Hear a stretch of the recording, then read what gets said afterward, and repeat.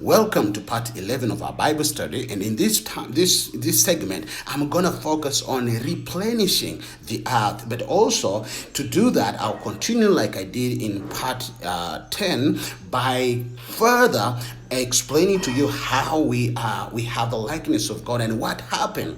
You see, we like God as a spirit being, although we are not equal with God, but we possess the ability and the power to think, feel, and decide, the ability to make moral choices, and the capacity to grow spiritually, or not to grow alone or decline. And so when God created man, he created man in his image to be able to think, to be able to decide, be able to make right choices.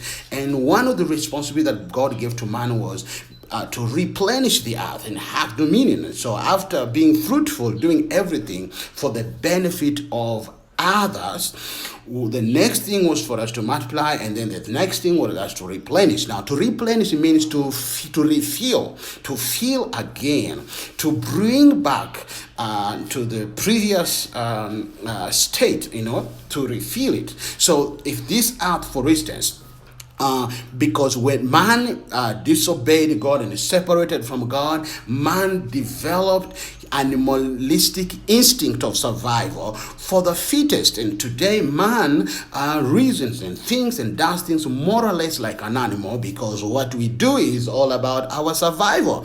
And so because we are fixed on our survival, we are destroying the environment, and we are causing the destruction and extinction of other creatures, other animals and bird species and plants. And that is not nice, because that's not how God created us.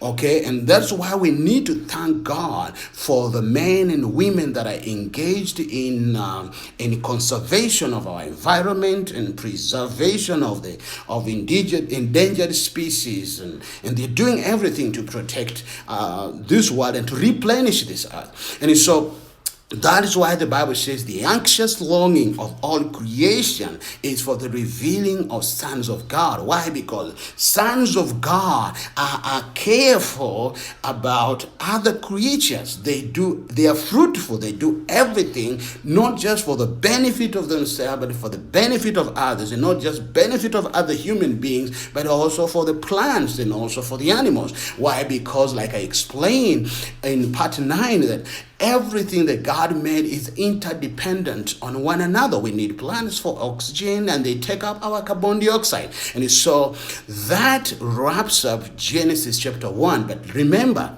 can you be a child of God and work for replenishing?